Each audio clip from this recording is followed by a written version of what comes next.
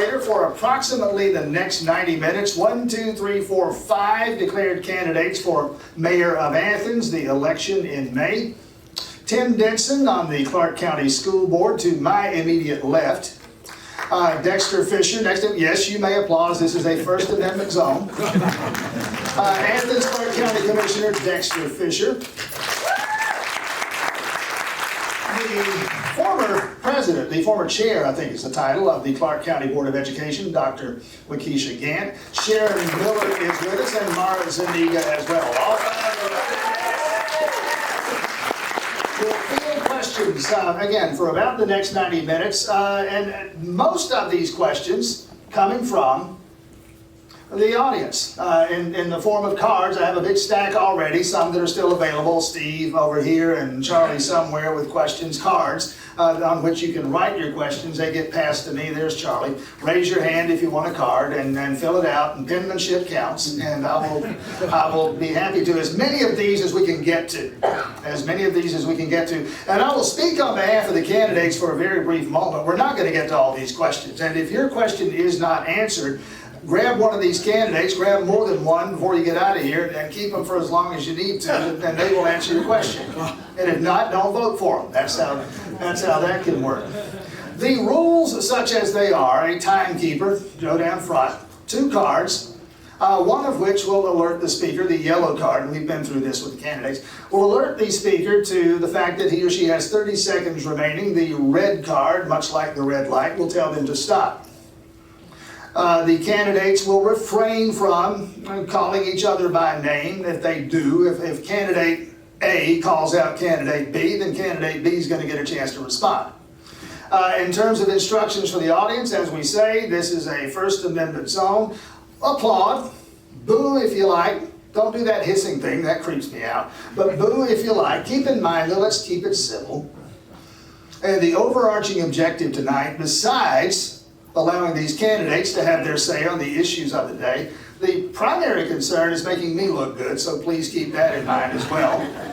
And with that, and with thanks to our host, Piedmont Athens Regional Medical Center, and the organizers of this event, Athens Classic, Inc., who have put this event on this evening, we will get started.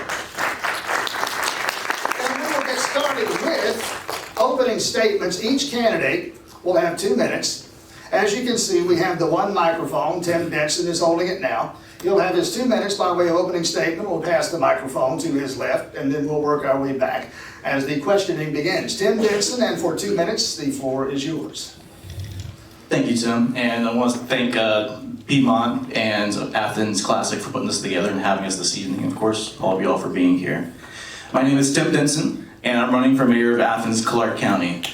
And the reason I'm running is I honestly love Athens. Athens has treated me so well, treated my family so well, and it's been a true home for me whenever I grew up as a kid of a pastor, moving around a lot, didn't really have a steady home. So this has been the place that I've lived by far the most of my life. And like I said, it's treated me very well, and I want to make sure that everybody here in Athens-Clarke County has those same opportunities for a full, meaningful, lovely life here in Athens, Georgia, and I think we can do that. The main platform that I'm running on here is to make Athens more affordable. Athens, like most of the country, most of the world, has become very unaffordable, especially when it comes to housing costs. One of the major things I want to tackle so that we can bring down housing costs for homeowners and renters alike. Another big thing is childcare. For those of us who have children, who've had children, we realize that oftentimes childcare is the second largest expense for a family after it comes from housing. And while we have some federal subsidies and state subsidies, it doesn't go nearly enough, especially for working class families. So I want to create a local subsidy to help more families access the childcare and quality childcare they deserve. And the last big plank is I want us to be tackling our homelessness issue. We have way too many of our neighbors here who are experiencing homelessness. And whenever we have so much wealth, so much smart people and capable people here in Athens, Georgia, we can do something about it if we put our minds to it. And with that, that's why I have the goal of us reducing chronic homelessness by 50% over the next 10 years. And I've been working in that field for years now, understanding what programs are there, understanding what tools are there, same thing with housing, same thing with childcare, so we can tackle these big issues. I look forward to talking more about my detailed platform that I have at timforathens.com throughout the evening. Thank you. Commissioner Fisher. Well, good afternoon, and I'm glad to be here today. Thank Piedmont Hospital for hosting us, Athens Classic for hosting us, and my name is Dexter Fisher. I'm Commissioner of District 5 and President of the Mayor Pro Tem of Athens-Clarke County Government. I've been in this community for 37 years. I moved here for graduate school with the intent of moving back to South Carolina, where I was from, but as life would have it, while I was in grad school, University of Georgia hired me. I spent the last 31 years there working in the largest department within business and finance. Had over 500 employees that worked with me. We promoted more women and people of color on my tenure there, and I was proud of what we did there. I'm running for mayor because the next 4 years is going to be critical what this community is going to look like. I think it's very important that we understand that we got some major issues here, but some things that we need to tackle. And Tim has talked about housing and homelessness, but also on top of that, though, we need to talk about economic development. We need to talk about trying to get jobs in this community that will pay living wages to get people up out of housing, up into housing, and out of homelessness. Second thing we need to work on is maybe trying to get an airline in this community. I think for too long, in order to bring businesses in, we don't have an airline. And to me, that's one of the things I'm going to tackle, really I think. So economic development is really important to me. At the same time, we want to make sure that the young people in our community have the opportunity not only to stay here, but to thrive here. We have a great, in my opinion, we got a good school system.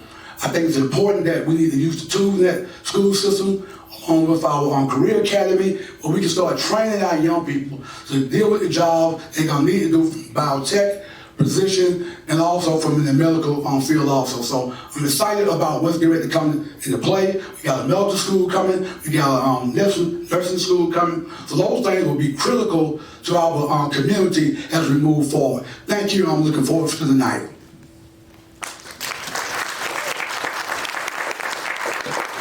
Dr. LaKeisha Gantt. Good evening, everybody.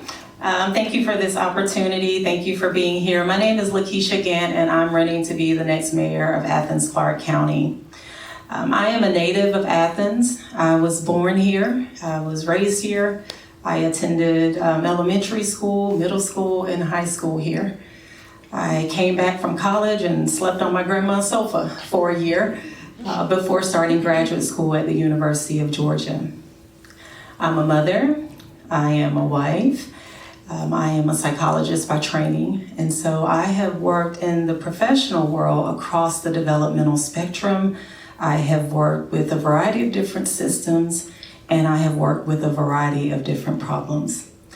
My passion initially, and I still have a heart for schools and children. One, because children are our future. We hear that all the time, but quite literally, they are going to be the ones taking care of us. They are going to be the ones making the decisions, and they are going to be the ones that we rely on to be healthy individuals and to make solid decisions. I have served on the school board for the past a little bit over 7 years, and I also served as the president of the school board. And it didn't just become clear then, but I've always known that the conditions that families exist in, they shape students, they shape children, they really shape our community. And so I have an urgency to make the community better that I was born in. Athens is a beautiful place, but we have some challenges. Some of them are unique to Athens, some of them are not. And I believe that you need bold leadership. You need a leader with integrity. You need someone who is honest. And you need someone who is not far removed from the everyday struggle from the regular struggle of everyday people. I believe that I am that person, and I am looking forward to earning your vote. Thank you. Sharon Miller.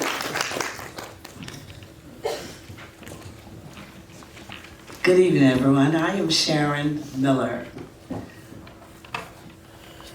I am running for the position of mayor in Athens, Georgia. My storyline is different. I am a transplant here to Georgia by way of the Methodist Church. I am an ordained clergy of 30 years. I raised my son here since age 2, so I have an invested interest in community. I am running on the platform of sensible governance. I want to make sure that our local government is set so that we can have a new horizon for the future.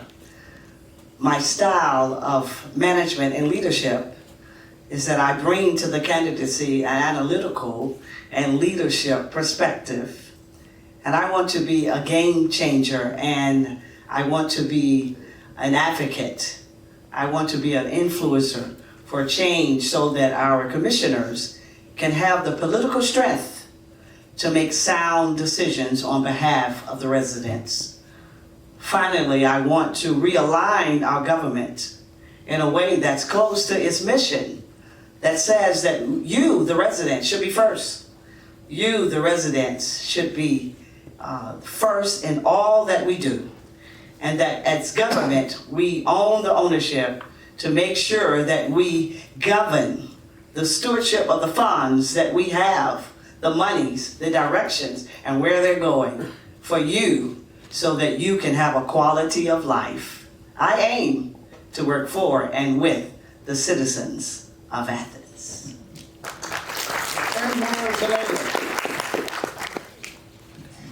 Well, good evening, everyone. Thank you for coming. Thank you, Tim Bryant, and thank you, ACI. My name is Zuniga, and I am originally from Nicaragua. I came in 1972, and my family fled from a totalitarian socialist government. When we came to New York, we encountered a city that was devastated by policy, was nearly going bankrupt. And my family established a business there. And it came in the worst time, but we were able to redevelop economic policies in the area for the community that brought the area up.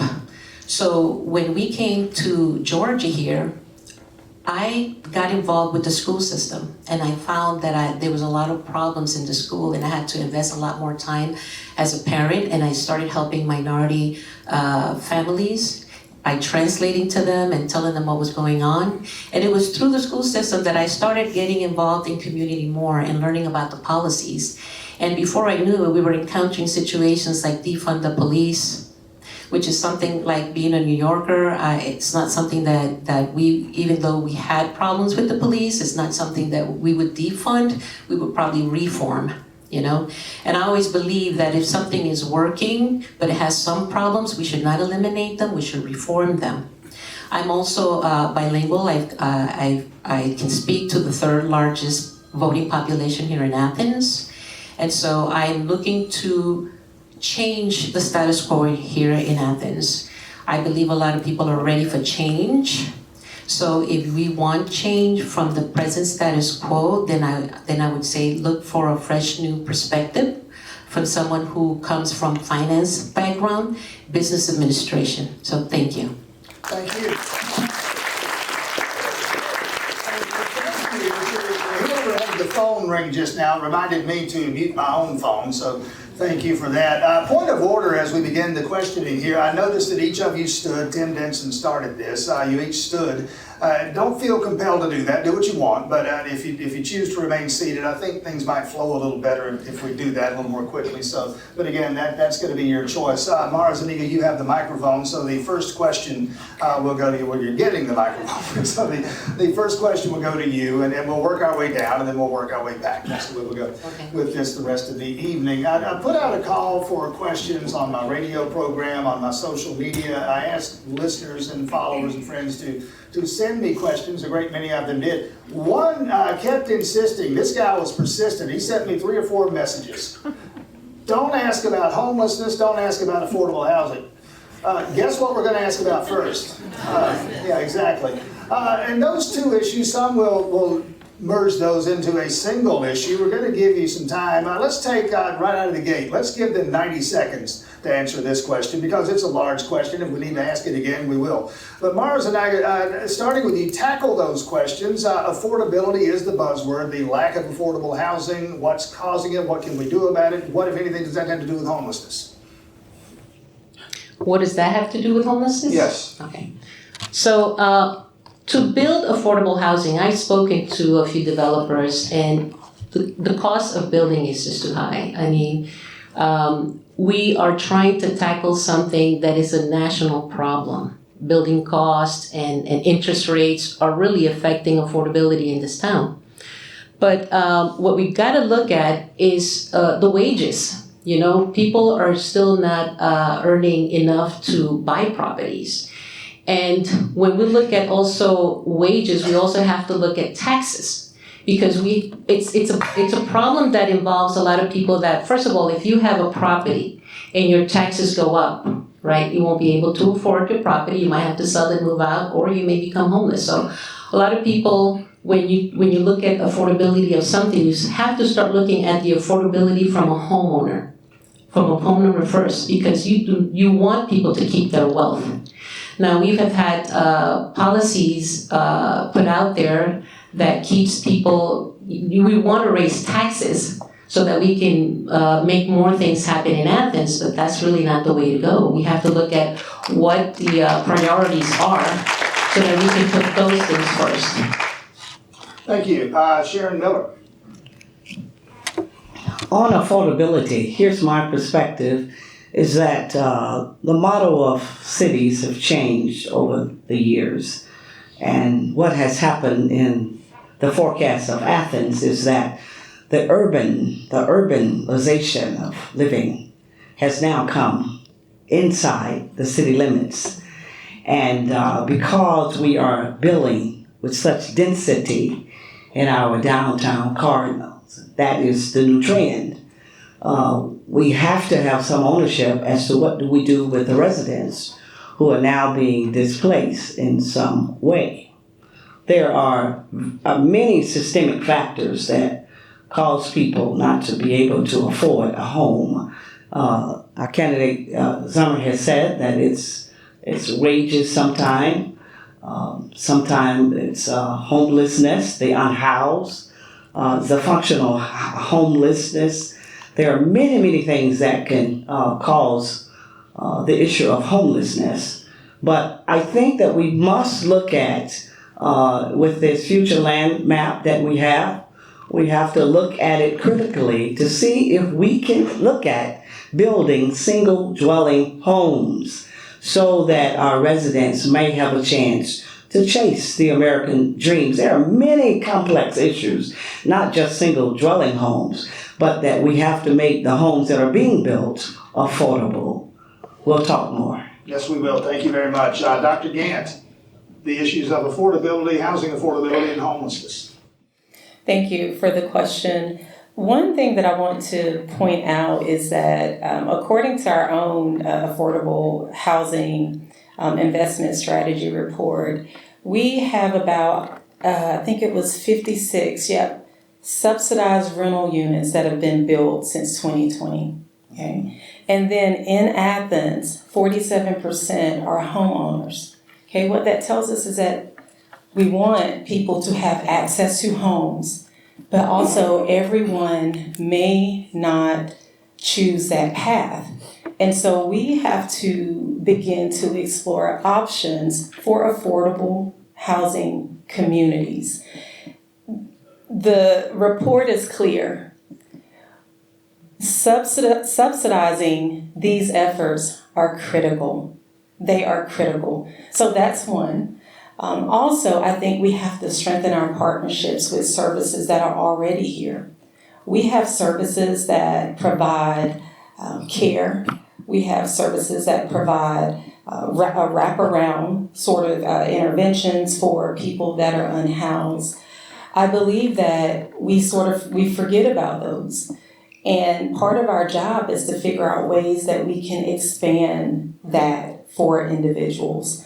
We know that most people who find themselves unhoused at this moment they had become homeless within the past 6 months.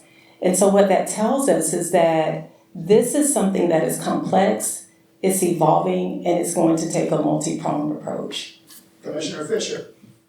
Thank you, Tim. I think everybody has alluded to this. What's going on in this country, the affordability piece is large and it's complex. We own 300 acres of land right now, right across from Bunny Harris Middle School. My plan would be to use that property to work with private developers, get them tax incentive to build affordable homes. So we have to look at property like that we have available here that's untouched, that we can do, that's got sewer and water, it's already in place, or we can build affordable homes for people in this community. Wouldn't it be ideal for school teachers that can live there, walk right across the street to Bunny Harris? So for me, that would be one of the things that we can do. From a perspective, when we're looking at the unhoused people in our community, then one thing we have to look at, and I talked about it in my opening statement, is we got jobs coming to this community. We got to get people trained. We got Miser coming to town. They're going to employ 1,700 people, $65,000 a year starting out. So we got to get those individuals trained, get them into those jobs, get them out of poverty, in a hopefully opportunity to get them into housing or even into apartments. But those type of things we got to look at when we start attracting the industries here and make sure they're paying a living wage so people can afford to live here and enjoy life here in Athens. And finally, Tim Denson.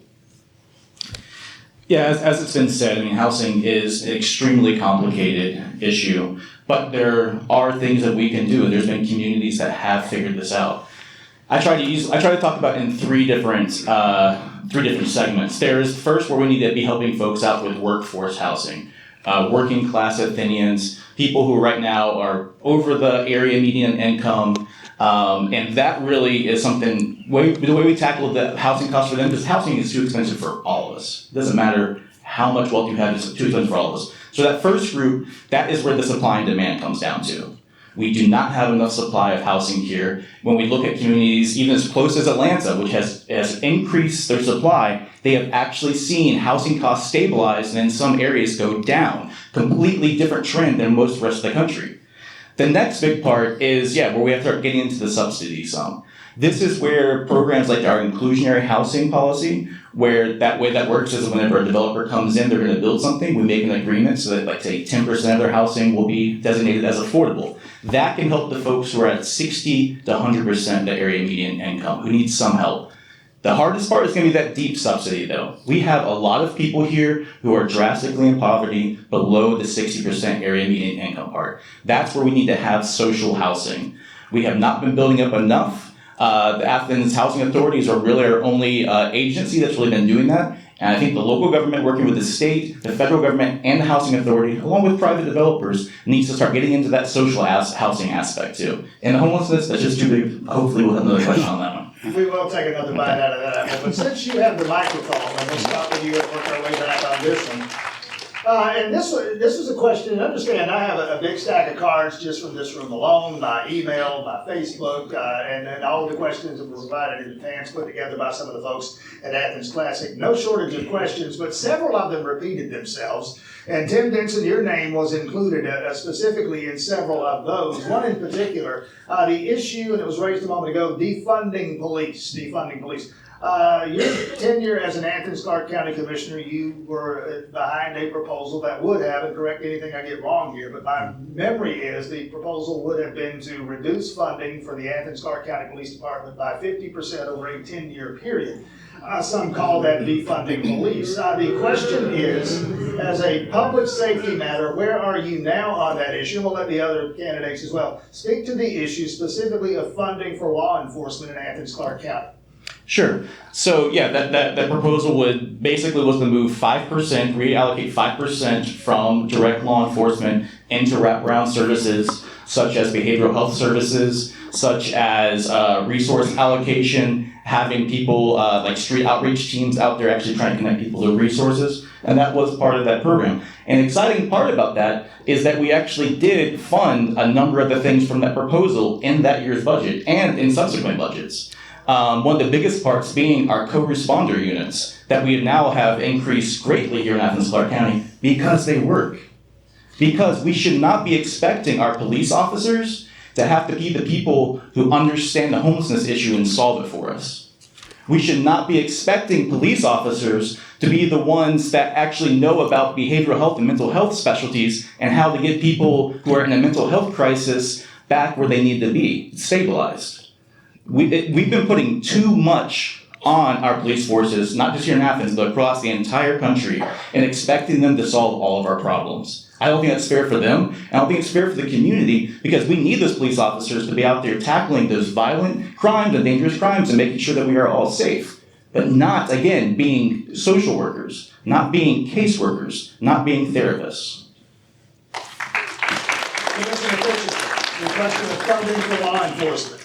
Well, first of all, I would never defund our police department. If you look on public safety, is so critical in our community. Two things we've done since I've been on that commission. We funded and staffed our real-time crime center. It was not in the mayor's budget. With me being the mayor pro tem, I put it back in the budget. We fund the real-time crime center fully. So we got a real-time crime center now. Secondly, we got more police officers in the history of this community. We fully staffed. That's unheard of in public safety. So we fully staffed. Third thing we've done, we're making sure that our officers are paid well, make sure that our sheriff department is paid well, our probation officer is paid well, and our warden officer is paid well. So I'm always going to be an advocate for the men and women that work in public safety. And we need those men and women to know that they're supported by their local government. And I will support them 100%. That's never going to change. We're going to continue to help them do their job, make sure they got the equipment, make sure they have the vehicles in order to perform in this community.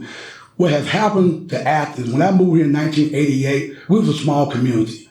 Now we're an urban community with urban problems. So we need our police department, our public safety, and also our fire department. We can't forget about them. They do a yeoman's job, make sure this community stays safe. And we just gave them a nice raise with their union contract. So public safety is my number one priority moving forward with this community.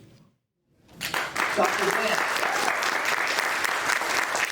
Thank you. Can you ask the question again for me? Probably not, but I will try.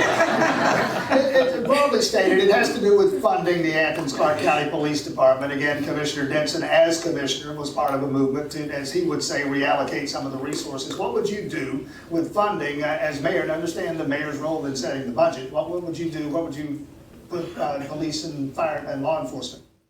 And so if you take a look at our budget, a significant portion of our budget goes towards public safety.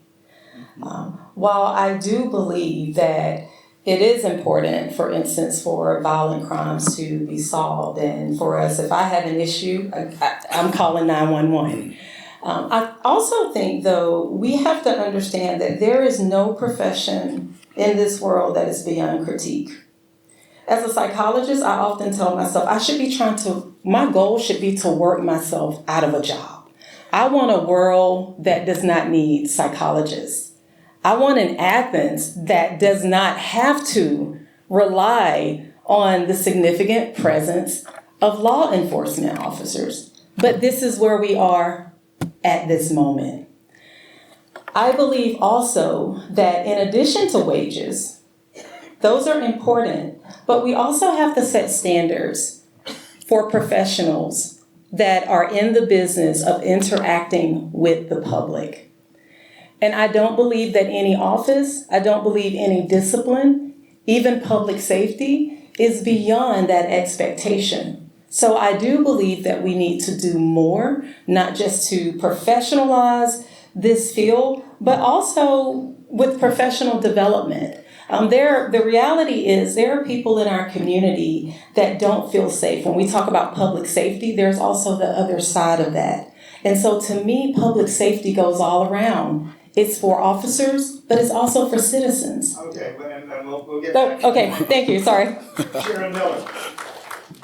For me, I just want to answer the question at hand, and if we need to deal with other components of the policing skills, I'm sure we'll deal with them, but I am a champion for public safety. I think that our community and communities are as healthy and safe and vibrant as their public safety division is. So I am a champion for that. I would support that they receive all that within our budget can give to them so that they may continue to keep us safe as we live in community. And Mayor, before you surrender the microphone, just one quick question, nothing to do with law enforcement. I just remembered your opening statement. You said you moved to Athens, not from here. Where are you from originally, if I may ask? I am frightened to say that in this setting. I hail from Birmingham, Alabama, but I have Georgia on my mind. Not where you start, is where you finish. I think one of the candidates said champion. I would have to say I will champion for public safety. I hear you. I hear the community when I go out there, people don't feel safe. There is crime. The homeless people are being afraid of the woods. There's crimes in there. I've spoken to firefighters, what they find. So I have to say this. I will champion for public safety because it has to do with gangs or children getting involved with them. You know, we need parks. We need to fund the park activities, recreation centers. I am the type of person, if I would have been in office, you wouldn't have to have written to me a letter to say that you're concerned and that you want the real-time crime center. I would have been the person that needed to have a petition sent around the community for me to say that I was for the real crime center. There are issues, there are valid questions as to surveillance, but I went down to the real-time crime center and asked those questions that people were asking. I would be the person that you would not need to have to write to about your safety. The safety that you're feeling is not being addressed. Hold on to the microphone. Another law enforcement related question, this dealing with federal law enforcement, much discussed obviously the issue of ICE and Customs and Border Patrol and other federal entities in our nation's larger cities. We've seen some of the demonstrations locally. What would be your position as mayor, Mara Zuniga, we'll start with you, your position as mayor on cooperation with ICE? Well, this question was asked on the last debate. My answer remains the same. This is a two-part question. One is, what is the legality behind that? If you look at an email that went out in 2023 where the city manager and the attorney looked at, is this a sanctuary city? And that's what really it determines what we can cooperate with ICE or not, legally. And the memo pretty much stated that Athens is not a sanctuary city. And because it's not a sanctuary city, that means that our law enforcement has to cooperate with ICE. So that's not something that the mayor can say I can or cannot do. Anybody that will say that they can do or not do with ICE or cooperate, they risk putting Athens in danger of funding and other situations. So that wouldn't be something that the mayor would have power to change. And Mayor Kelly Girtz made that clear, as well as the commissioners, because nobody in that commission back in 23, and I believe Dexter Fisher was also in the commission in 2023 when that was made clear, no one went against that policy that was pretty much said that we don't have a sanctuary city. Now, personally, on a different note, I do speak to the Spanish community. I know what the fears are. And I know that the police are trying very hard to regain some of that trust because of misinformation that's out there about ICE and how the police department will treat the Hispanic community. Now, I sat down with the police department. They are not here to do immigration enforcement. They are here to look at crime. Now, if they happen to be an immigrant that caused the crime, it would be the same thing as if they were a citizen. They would be arrested. Okay, we'll leave it there and we may come back to that. I'll reserve that right. Sharon Miller. In this climate that we're living in, none of us can ever say that our cities will ever be safe from the encroachment of what's happening with ICE and all of its interference with cities across the United States. However, it is true that ICE and its presence in cities, that the mayor's role is to, the mayor's role in this type of situation does not have the authority to execute, but follow what the law says. And so those are the protocols, and that is what I would follow. Keeping our citizens safe, but understanding what the guidelines are. So therein, we would operate this city. Dr. Gantt, the issue of ICE. As mentioned, as been mentioned by two of my colleagues, there is an element there that is beyond the mayor, and not just the mayor, but also our sheriff and law enforcement control. And so I don't imagine any of us up here plan on violating the law. I can speak for myself, but also I would guess that would not be our approach as well. But I want to make clear that because a city cooperates with ICE, that does not mutually exclude us from being sure that we allow our neighbors and our community members who are part of the immigrant community know that they are a part of our community. And unfortunately, in this conversation, this very national conversation that gets very local, it gets very nasty, in the process of that, we create that as like it's an either or. And it's not an either or. A lot of this is how do we go out of our way to be sure that our immigrant community feels safe, feels that they belong, and that their humanity is recognized. And I do believe whoever is in leadership, mayor, commission, that is part of our role as being leaders of Athens. Thank you. Dexter Fisher. I think most of us agree, at least three and myself also agree with how we deal with ICE. And again, I think at the last debate, at least once a week, I reach out to our chief and to our sheriff. And, one of the things we always ask is there any activity going on in our community? Most of the time, that answer is no. There's not any activity going on in our community. I think for us, we have to, it's a federal law, so we have to follow the law. No mayor, no commission can make those decisions. So we have to follow what's on the books and what the law says. We have to do that. But I think it's important for us, though, to make sure, and I'm piggyback on Dr. Gantt, that everybody that lives in this community feels safe. I think that's important. We need to make sure that people that live here, that have came here, they feel safe. We need to make sure that our police officers are not going out looking for people. The sheriff's department is not going out looking for people. Now, if they get a warrant, that warrant can be for anybody. They'll go serve that warrant. But our local law enforcement are not doing those things. And I think the community needs to know that. I think sometimes things get thrown out there that's not true, but those things are not happening. And as your mayor, I'll be constantly in contact with the police department and with our sheriff, making sure that everybody's lockstep and make sure we're on the same page. And I think that's important. And finally, Tim Denson, the issue of ICE. Well, going back to the previous subject, public safety, making sure the public feels safe. I can tell you this, that there's a lot of people, the public in our community, who don't feel safe because of what's going on with ICE right now.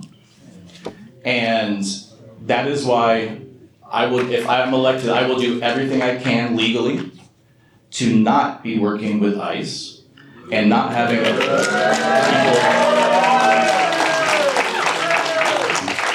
Hey, strong statements get strong reactions.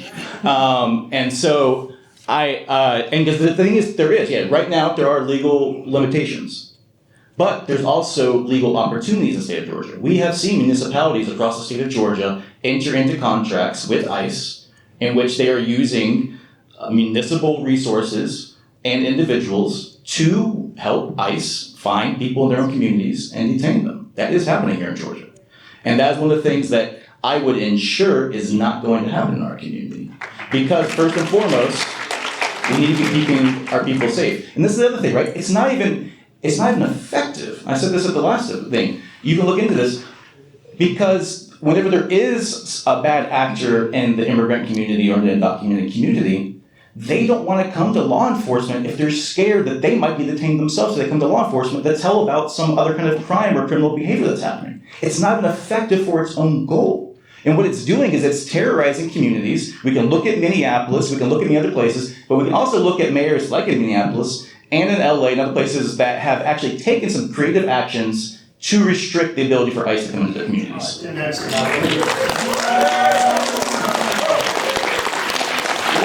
law enforcement question, and I promise we'll change the subject. It occurred to me a moment ago, we spent a lot of time earlier talking about police, the Athens-Clarke County Police Department.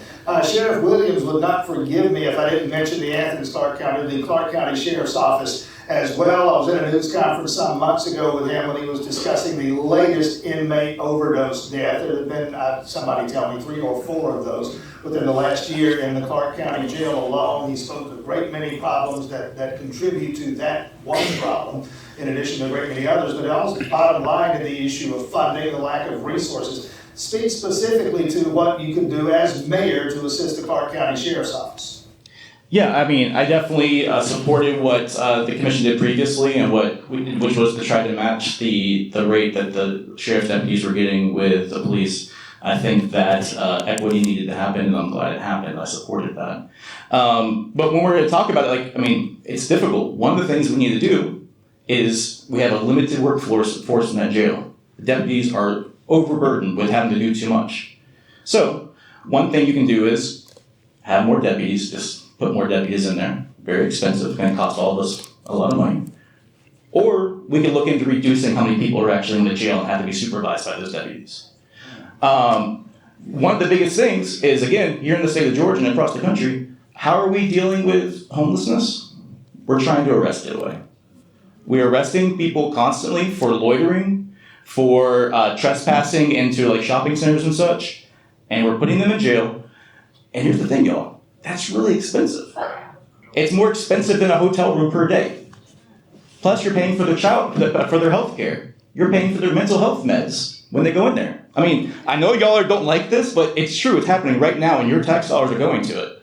So what we could do is be more effective and work to try to actually deal with those issues that are putting people in jail, because that's not actually, we're seeing recidivism. There's people that's coming in and out, in and out.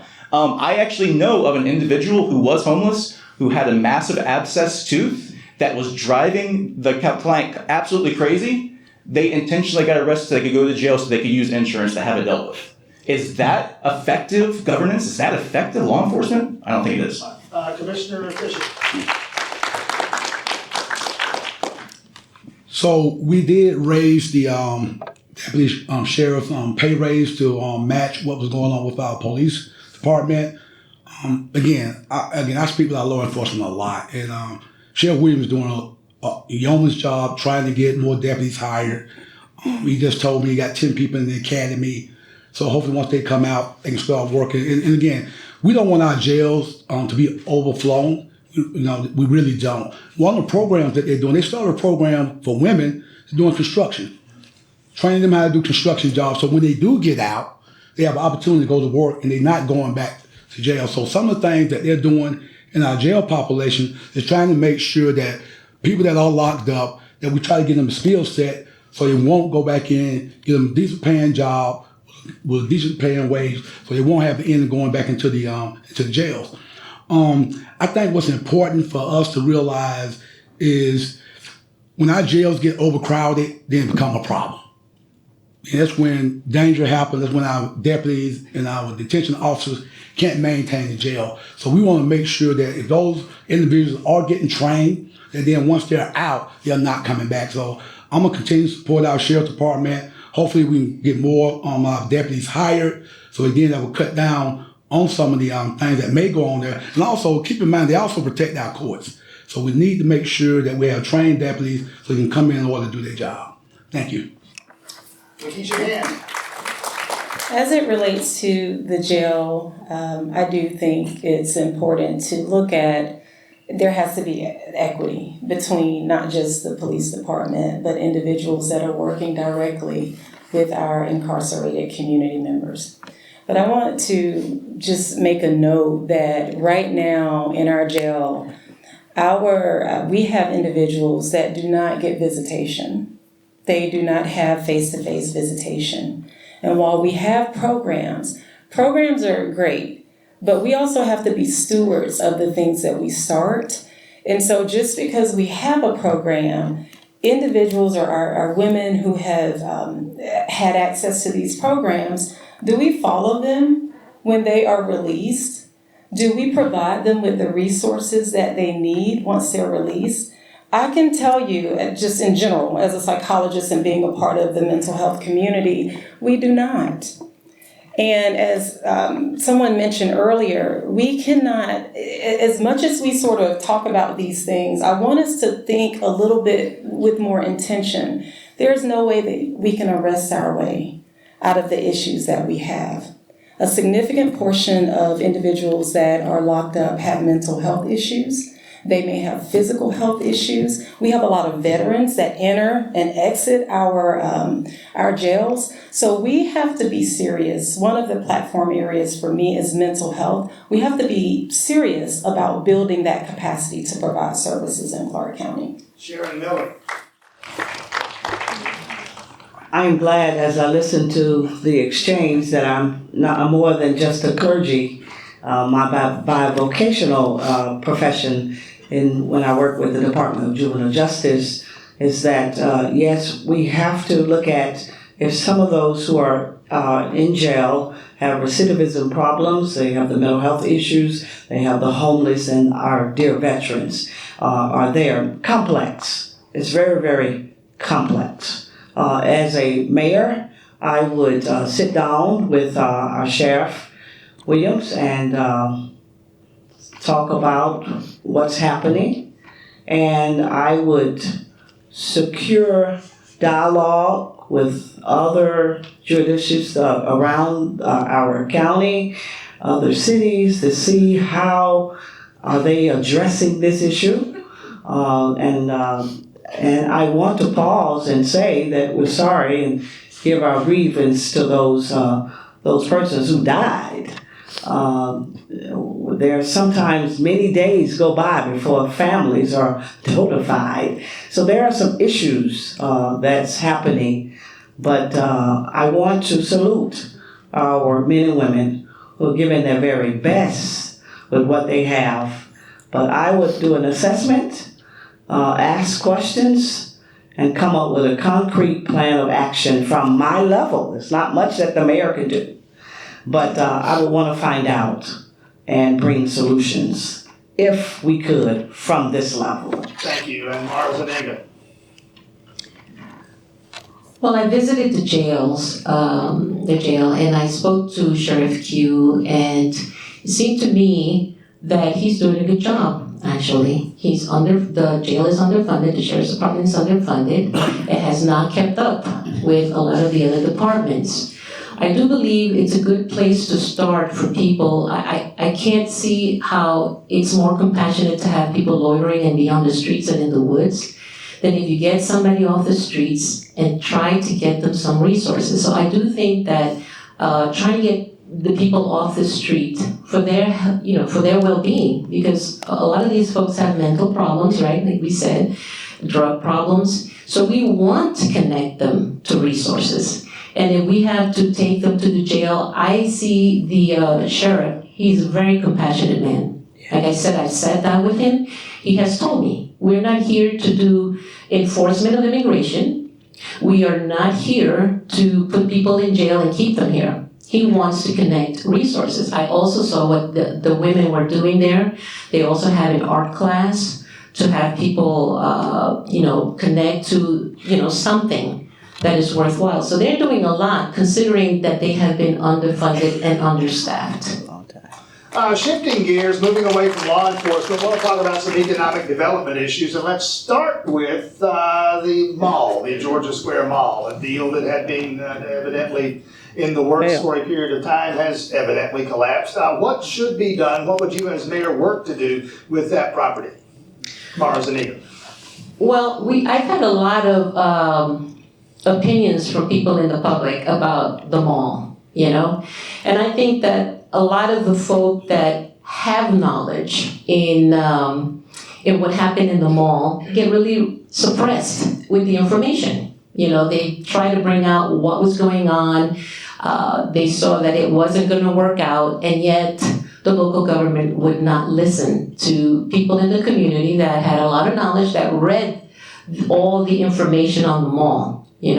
That's important to get people involved. And the problem is that in the local government, we have the same type of thinking folk that consult the same people that think like them to try to get to solve problems to come to the same conclusion. And so what we need to do is get folk who have experience in finance, in business, in development, and sit down with them, because those are the folks that we have to sit down with. Not people that think like us. It's people that will challenge us, that will challenge what we're supposed to be doing. And that means a lot of the folk in this community that don't have a voice right now. Thank you. Listen, the mall was a failed initiative. It failed. It probably failed because when I stood in the beginning, I said that I was running to be a game changer and a leader with integrity, that our commissioners could have political strength to make good decisions on behalf of the community. I would investigate what's in place. I'm on this side, so there are a lot of questions that you can't answer, but I would investigate to see what we could do with that space. And if it's a structure that's already there, it certainly would be a primary place to look at homeless, answering the question about homelessness and putting some people in there. When I spoke to the veterans last week, they said, is it possible that our developers can make room for our veterans? Something creative has to come out of that space that will be effective for our community. So I would examine it, I would ask, and see, can something come out of it? I see that you don't want housing there, but it has to be used for something that's going to be useful for our community. Dr. Gantt. Yes, I am going to just point out, we were just talking about housing and homelessness. Yeah. And at some point, we have to provide a place for people. We have to work to solve that problem. I do think, so when this project came before the school board, I was skeptical and I did not vote for it because once there are so many moving pieces, things start happening and things move very slow in government. And before you know it, you have a product that no one envisioned is turned into something else. And also, I did not agree with pausing what the school district would receive while we sort of waited on that to be developed. I would love to see that space reimagined, particularly for our aging population. We have an aging population in Athens. There are individuals, we sort of forget about people unless they're like our age. Not everybody is ready to go to a retirement community. Not everyone fits a skilled nursing facility. But I can tell you there are a lot of people in Athens who want companionship. They want community. They are overpaying taxes on their homes. Their homes are too big. And I would like to see us reimagine that space. And that will take also collaboratives with developers, I'm sure. But I think we can be creative. All right, Commissioner Dexter Fisher. Thank you, and I want to echo my colleague here, Dr. Gantt. I was working for the school system when it came upon us, and I had recommended to our school board not to support that because I thought it would affect the taxes with the school district. However, I want you all to know our local government have not spent any money on that mall. Matter of fact, the attorney that was representing us, the developer was paying our attorney. So we had not spent one dime on that mall at all. Not one dime. Now, they are going to come back and redevelop that space.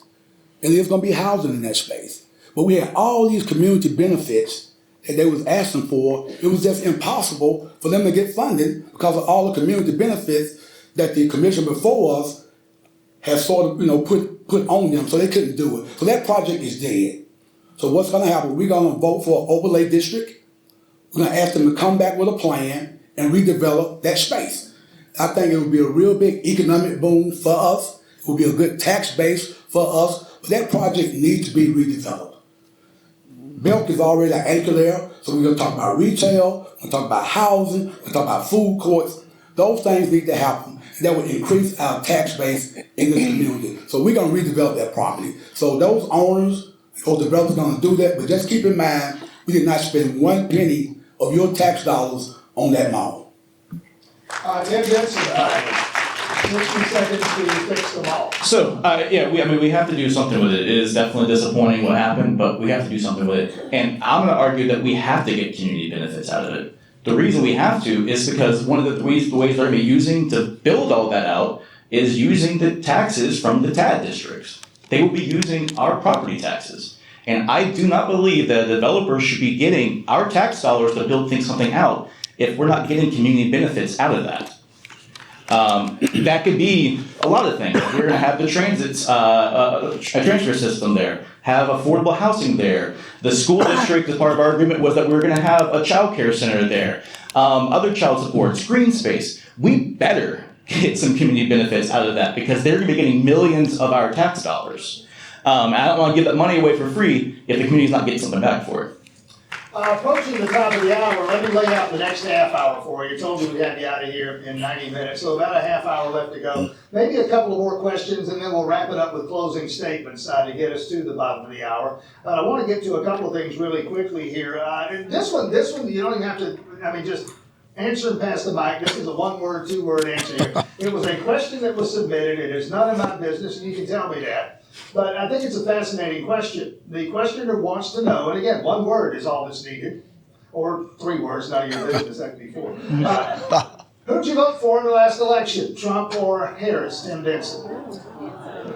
I voted for Harris, but I also got a minute, so I want to talk about childcare.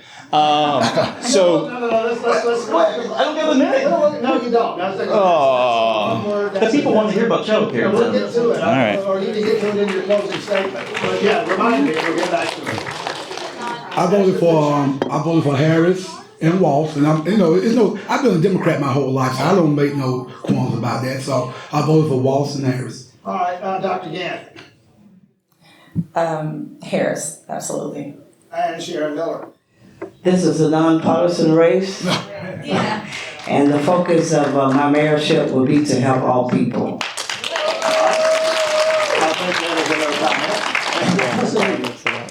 I agree with Sharon. This is a nonpartisan race, and it's private for a reason. It's nonpartisan so we can help everyone here in Athens, not just one portion of Athens. All right, Tim Denson brought it up. Is there a role for a local government to play in the issue of childcare? If so, what might it be?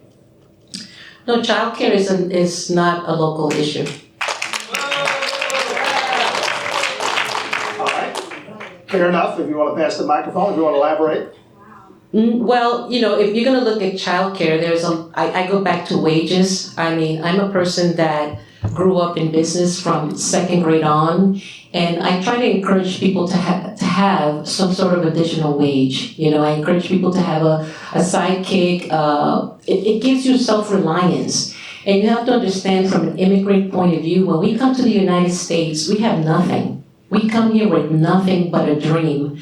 So when we come here, we don't have the same benefits as citizens. So we have to look for a way. I come from a family of 7 kids. We didn't have childcare back then. We didn't have a lot of things.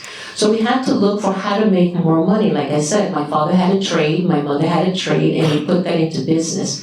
And by doing that was the only way that we can get ahead and try to pay other things. So if we continue to try and get people for more benefits from an immigrant point of view, and you will understand when you see a lot of immigrants, they get into, like Dexter Fisher said last time, and I have to correct him when he says immigrants, because we're not bundled in a box, you know? Immigrants are people that migrate from one country to the other, but when we're here, we're both legal and illegal. And when you talk about people needing immigrants because of their landscaper and construction people, that's quite wrong. When there are business people, there are doctors, there are lawyers here in Athens that are immigrants that maybe didn't have the paper, maybe had a visa, you know, and they just worked their way through. So I have to say, for me, from an immigrant stance, I would try to get people to have more wages, you know, get a better quality of life so that they can support themselves. Sharon Miller, again, the question of the local government role, if there is one, in childcare. Say again. Is there a role for local government to play in childcare? A role? No, not directly, because the child care perspective that happens in community, most of it is state and federal funded. So no, not directly. It is not. Fair enough. Dr. Gantt. I would love to see us explore options to partner for childcare. You know, we expect people to be healthy, law-abiding citizens that contribute to their families in meaningful ways. And there are opportunities for us to leverage partnerships with local providers. Now, would that be for all people in Athens? Perhaps not, but I do believe it's an opportunity for our colleagues in ACC Gov, okay, maybe even with our teachers. But, you know, we have lost a sense of community. And while it's not the government's role to replace that community, we can facilitate that community through the decisions that we make. And so I do believe that there is a role. I do believe there is a need for us to explore options for individuals that work in Athens, that live in Athens, that have childcare needs. Dexter Fisher, Commissioner Fisher.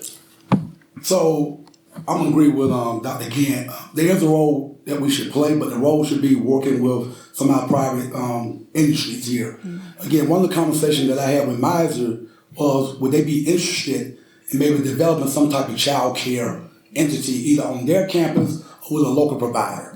I think one thing we need to look at is we got 13,000 children under the age of 5 in this community. 13,000. We only got 36 healthcare providers in this community, so we well understaffed for child care. So one of the things I would want to promote and push was, let's talk with some of our industry leaders and say, hey, can you all help our community with child care? Either put something on your campus or work with another provider, help them to develop another building somewhere within this community to provide child care. To me, that's number one, sometimes for parents.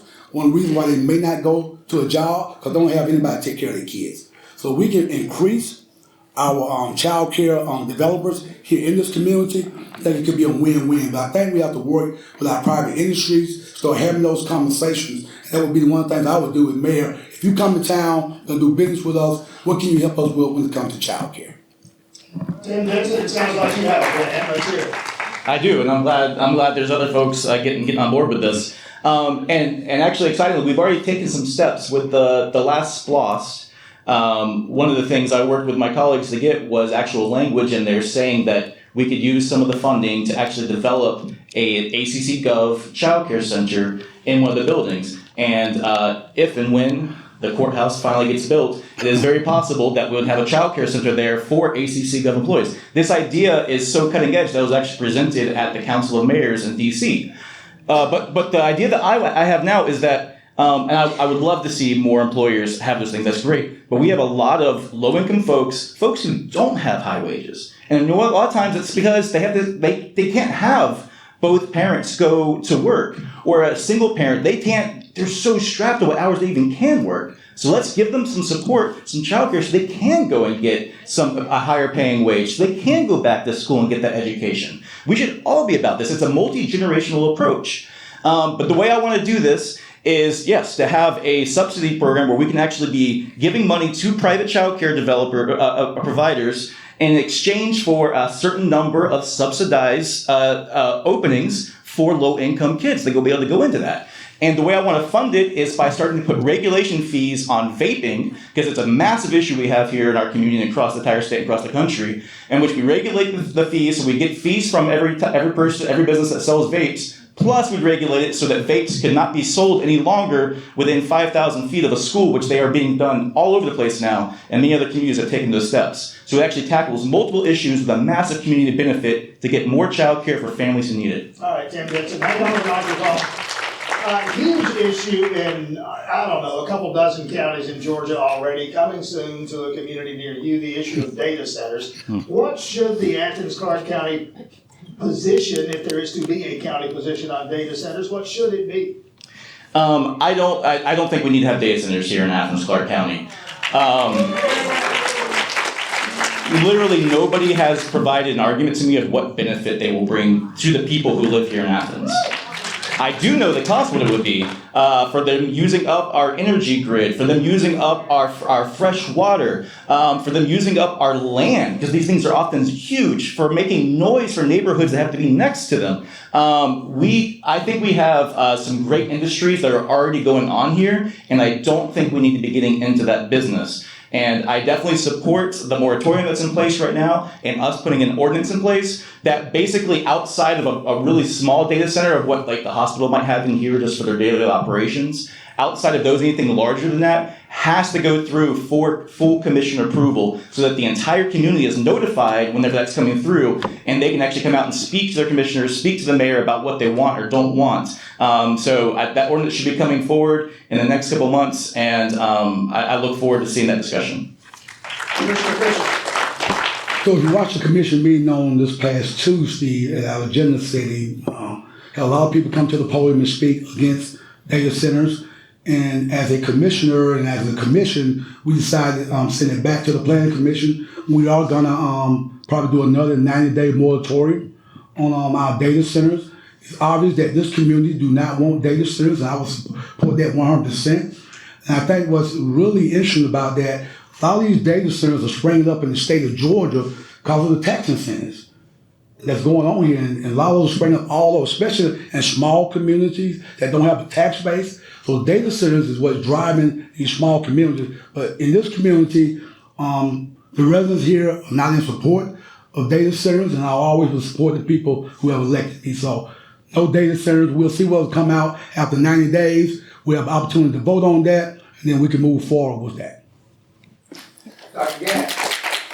Yes, I do support the moratorium, but I want to also say the data center shouldn't have been here in the first place. Okay, but that's just how complex and how lost like decisions get when there's a lot of stuff going on. And so with the current data center, that sort of slid under the radar. And so I think that we have to be a little bit more intentional as just leaders in our community. I think we have to be connected with our communities enough to know what's happening there, what's being built there. But now that we are at this place, I think we also have to have real conversations about the environmental impact. We are I won't even say getting through the issue on Pittard Road, where the water had been contaminated for decades. And it had led to sickness within that community. And so I think we have to be more intentional. We have to be more aware. And while putting a pause on it is important, we also have to do some of the preventative work also. Sharon Miller. I would say on data centers, no, not just intentional. We have to be very intentional and forceful that we hold the line before we make decisions, and our community is not aware. That's not wise governance.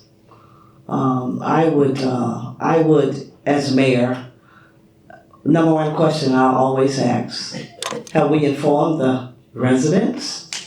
Because they deserve to know, not at the end, but they should be our number one priorities. No to data centers. Zuniga. So when data centers come up, it's very confusing to me because on the one hand, I've worked with a community in inner East Athens where families live next to a quarry and their houses are falling apart from the blasting. And they've complained frequently to the local government about this problem. And they claim that we need water, that because of the drought, we need to continue making the reservoir a little bit larger. And so they have to put up with it. So if we need water, why are we going to put a data center that absorbs a lot of water? See, that doesn't make sense to me. The other issue is that they require a lot of acres. Aren't we looking for properties to put up more affordable housing? I mean, we could literally put manufactured homes like Mr. Coleman, who's come up with a plan for manufactured homes. Wouldn't that be a better situation to put there? Housing? I mean, we're talking about affordable housing. We could do affordable housing for veterans. We could do affordable housing for the aging. That's where we could put affordable housing instead of data centers that have so much acres in them. The other thing is, I work in environmental hazard situations. So to me, this is an environmental hazard. All right, hold on to the microphone. Last question, and then closing statements. So last question, and I love the question. This one's submitted. You have 1 minute to answer, I think, a huge question. What are you willing to cut from the budget without raising taxes? So you have to balance the budget. What will you cut without raising taxes? You know, we're inheriting a large deficit. Anyone who goes into being a mayor is going to be inheriting a problem. Our infrastructure is $30 million in deficit. We want to build, but we don't have infrastructure, right? So we have to start looking at what the core responsibilities of the government are. So when you're looking at what are we going to cut, anything that's not a core responsibility, that's what we have to cut. Not to be specific, but we need to start funding what we're paying taxes for, and those are the core responsibilities. Sharon Miller. I will be willing to lead this narrative by cutting anything that's non-essential to our lives. Public safety, our public safety, our waste, all of those kinds of things, they are essential. Non-essential things would probably have to be reduced at some fraction. I don't know, because I don't have the budget. I'm not on that side of the seat yet. But then sometimes leadership shows up and take the example of leadership. If our city is faced with a budget of $1.9 million, sometimes it may take that mayor taking a leap of real leadership and say, hey, I'll take a reduction in my salary. I'll show what it really means, because I would rather do that than have some other department take a cut for their family. If you're going to be a real leader, lead by example. Dr. Gantt, cut something from the budget. I've thought about this. We have, most people, I think, may be familiar with SPLOS. And our SPLOS programs there are big feelings, a variety of different feelings about SPLOS. I tend to think that there are too many projects that make it on our SPLOS list. And as a result, we're not able to take care of things like infrastructure. We're not able to say, okay, you know what, the next 4 years, this is what we're prioritizing. Okay, we're going to prioritize infrastructure here where it should have been years ago. And so I would like to see us narrow our focus with projects. If we're going to have a regressive tax, I think we really need to focus as a governing body on the direction that we're going and narrow the number of projects that we're focused on. Commissioner Fisher. So for the last 2 years, we have lowered our millage rate to help with the taxpayers in this community. And to my colleague, Dr. Gantt's point, since 2005, we have spent $20 million on Jacobs, who helped do our SPLOSH project. So the first thing I'm gonna do, they out of there. They're gone. I've done SPLOSH projects. I understand how those projects work. Like I said at our last debate, we built 3 new high schools, a track, and a field house under budget and on time. So what I would do is change the way that we do SPLOSH projects. But to give somebody $20 million from 2005 to the present is unacceptable. And you all don't know that. Also, the deficit, that 1.9 that you all been talking about, we just got a report. We're going to be $2 million to the good. If everything holds to July 1st, to June 30th, we're going to be $2 million to the good in reserve. So let's keep that in mind. My first 2 years, they said we was going to be running a deficit. Each time after those first 2 years, we have a surplus. So the earth is not falling. Dexter Fisher, by the way, in the interest of full disclosure, my wife was employed for a number of years by Jacob, so you and I will talk. Okay. Finally, Tim Denson, got something for the budget. Instead, we add money to the budget. And we do that by diversifying our revenue. Y'all don't want the county to have money, okay. So we diversify, because right now we've already taken steps with our homestead exemption, which is already reducing how much we get from property taxes. There is a limit to how far you can go with sales taxes. So we have to get creative and we have to diversify those things. Just like, if you went and talked to your investment, who's controlling your investments, they're going to tell you to diversify, aren't they? They are. So we need to do the same thing, because you can't be relying on the same revenues over and over again. So again, one of the things I want to do is create an entertainment district, like they've done in Winder, like they've done in Monroe, like they've done in Savannah, all of those places, in which then we could actually have open container with specialized cups that bars and restaurants have to purchase from the county, so we can be making millions of dollars off of this revenue, this entertainment district for new revenue. Same thing with our inclusionary parking program. We need to be expanding our sidewalks, our bike lanes, our green space, making it safer for anybody and everybody to get around. Because I don't think that any of us really want to boo people getting hit and killed in the roads. So what we could be doing there is creating an inclusionary parking program in which then they could actually be giving money to us instead of building unused parking spaces. Again, also the regulation fees. So there's a lot of different ways we can do that. And finally, we'll start the closing statements with you, Tim Denson. And you will be the first to do this, and the others will follow. A caveat with the closing statement. I like to do this. You folks have several forums, 3, 4, 5 already. You spent time together, maybe know each other a little bit. What I want you to do, by way of opening your closing statement, say something nice about the guy seated next to you. Say something nice about Dexter Fisher, LaKeisha Gantt, Sharon Miller. Mara Zuniga, say something nice about Tim Denson. I can't wait for that. Tim Denson, get us started. Closing statement. Sure thing. I think Dexter Fisher is a very approachable person, and I've always been able to have good, open conversations with him, and I really appreciate that. And no matter I think who wins, I think those conversations will continue. Now again, I'm hoping that y'all will vote for me on May 19th, because as we talked about here, we do have a lot of big challenges. But I actually look at that we have a lot of opportunities then to take those things on. We're going to need creative, bold leadership to be able to get those things done. We're going to need creative things to come up with revenues, because we can't keep on relying on those same things, especially when it's possible that property taxes might be taken away by the state. We have to be creative. We have to be flexible. We have to be nimble. We have to be thoughtful. But here's the thing. I would love that. I just want to take away from this. All of us here, all of us are doing this for the right reasons. You might disagree with some of us. You might boo some of us. One of us is going to be mayor.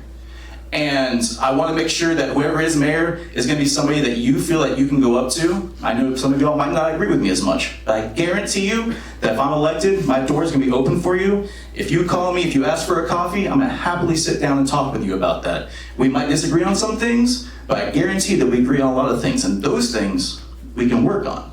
And honestly, that's the only way that we're going to get out of this as a society. We have people who are suffering here. I think I have a different approach. I do see the role of government has a role in helping people.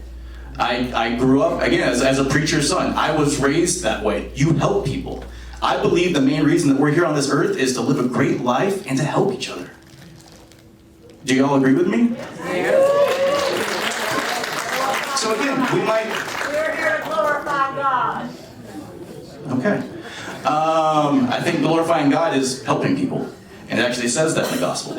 And so, again, let's be positive here. Let's try to get this done, y'all. We can turn against each other. We can call each other names. We can boo each other. It ain't going to help us. Guarantee you that. Thank you, Tim Denson. Commissioner Dexter Fisher. And again, the caveat, something nice about Dr. Gantt. Okay, thank you. And I had the pleasure and opportunity to work with Dr. Gantt on the school district, and always found her approachable. We got along really well. Maybe we didn't always agree, but we got along well. I was sitting on the other side of the aisle. She was a school board member, and I was an employee. But I'd like to think, though, when we brought information to them, they respected the information that we brought to them, and they took it to heart and tried to use it to help our school district. I look around, like I said, I've been here 37 years, and part of these 37 years I've been here, I've seen this community grow. When I first moved here, UGA was 25,000 students. There were 70,000 people living in this community. But over the years, we've grown. We've grown from 40,000 students at UGA to 130,000 people in this community. And you're gonna need somebody who can understand how to connect the dots. Being mayor is not an on-the-job training. You don't know what you don't know. Until you sit behind that rail, understand and talk with 10 other people and the mayor, if you can't connect those dots, you're gonna be lost. So this is not an on-the-job training. From day one, I can hit the ground running. I can pick up the phone and make a lot of phone calls. We haven't even discussed University of Georgia and what that's gonna mean to our community and the partnerships that we need to be developing with them. From day one, that partnership is already there, from my perspective. I spent 31 years on that campus. I know how those folks over there think, how they operate. They want to be partnered with us in the community. I think that's real important that we do that. But for me, I can hit the ground running. I know where the bodies are buried. Because we're going to have new commissioners, and we got to figure out how we can all work together. And I understand that more than you all know. I have led large departments. Nobody around here has done that. I've done budgets. I've balanced budget. I hire people.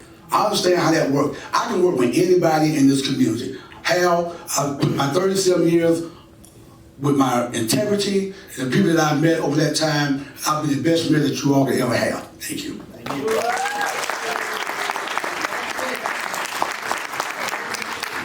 Thank you for those compliments, Mr. Fisher. Let me start with Pastor Miller. I want to say that I have experienced you as a balanced person, approachable, but also upbeat and positive. And I think that we underestimate that in today's society. I think most of us feel really drained just to go throughout the day. And so it means something to run into people that are optimistic about our future. So I do appreciate that. My name is LaKeisha, again, and I'm asking for your vote on May 19th. I'm gonna finish where I started. I'm a mother, I'm a wife, I am sometimes a caregiver with my siblings. I am an employee, I'm a worker, and I am a servant leader. I believe that not only can we work together across our differences, but that's what government is about. We have to work together to move forward. I am the only person here that has led a governance team. And you all, it's a very different thing. It's very different. When you are leading a governance team, you have to have the capacity to connect with your colleagues. You have to have the capacity to get the majority on board.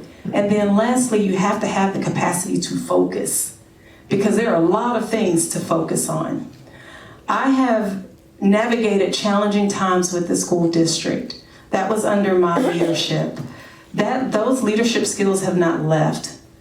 I am expertise in working with systems, but more important than that, I'm not far removed from everyday people. I get to speak with a variety of different people, from veterans to people that are aging, communities that are aging, to people in need of services, just really across the spectrum of our community. And I can guarantee you that whether we agree or disagree, I can work with you and I can lead a team to solve problems. Thank you very much, Dr. Gantt. Sharon Miller.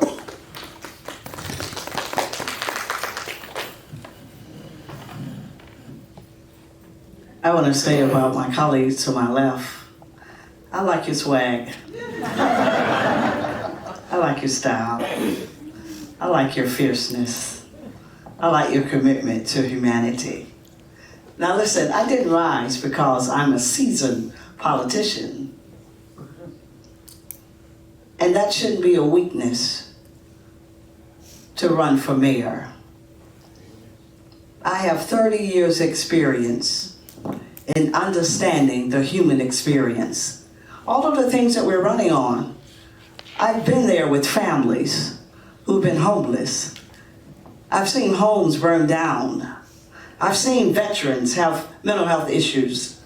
I've seen people who could not take and afford to send their children to school. I've seen crimes. I've seen it at its worst. I've seen people commit suicide. I've buried the dead. I've seen people from the first breath to the last. And I bring with that leadership, and I'm thankful, God bless his soul, President Jimmy Carter gave me the opportunity to superintend in his project, the Atlanta project, $40 million project that we superintended, 3 cities I did, to help cities navigate around these initiatives that we deal with in everyday governance. So I do not step to this plate just because I'm a faith leader. I bring to me the duality of being an effective leader. And if given a chance to be your next mayor, I will reset, I will review, I will rejuvenate, and I will take this city to new horizon. I'm the 5th candidate in. They say that number 5 means new beginnings, new horizons, balance, grounded. I bring all of those perspectives to my candidacy. I'm Sharon Miller. I aim to work with and for the citizens of Athens. Thank you. And Mara Zuniga, before you begin, because I've done enough of these to know how this works, as soon as she finishes, you bolt. But I wanted to, before that, first of all, let's thank again Athens Classic for organizing this event. Host for the evening, Piedmont Athens Regional Medical Center, a wonderful facility. I've done a number of these events. This is as good a turnout as I've ever seen. And so thank yourselves for coming out tonight and for being engaged in your community. Mara Zuniga, your closing statement, beginning with words of kindness for Tim Denson. Well, I told Tim Denson words of kindness on our last debate. I told him I admire the fact that he's very passionate. And I told him I apologize if I came across as, not supporting some of the things that he believes in, but I know they come from a good place. So we did speak about that. You remember, Tim? Okay. So I want to address that. Because we talked about also, either he wins or I win. I said we would still be talking to each other about, different perspectives. And I think that's one of the things that we align with. I wanted to address a little bit the part about the qualification that Dexter Fisher kind of spoke about. As far as I could see in the chart, there's only 3 qualifications to be mayor. I mean, you have to be 21 years old, 1-year resident, and a registered voter, right? I don't know where pre-politic experience comes into place. I did speak to Mayor Gertz when he was at a training, when somebody asked him, what do you think are the best things that you can, bring in? He said life skills. Okay, if that's the case, then I've been a business person for 40 years, successful business person for 40 years. I've also worked in the financial industry for 20 years. That's with very complex processes and systems. As far as being an auditor as well, in being underwriter to financial documents, to businesses as well as people. So I do have experience in complex systems. Also, I want to say that being bilingual is going to help the community because I can speak directly to the 3rd largest voting population here in Athens. And we are inheriting a huge deficit, so we need to revisit and prioritize expenditure to align with core responsibilities here in Athens. And I think me being a person whose experiences in finances would probably be the best person to see that. And finally, I want to say that do we really want to elect people that have been part of the problems in Athens? If we want solutions, then we want something new, right?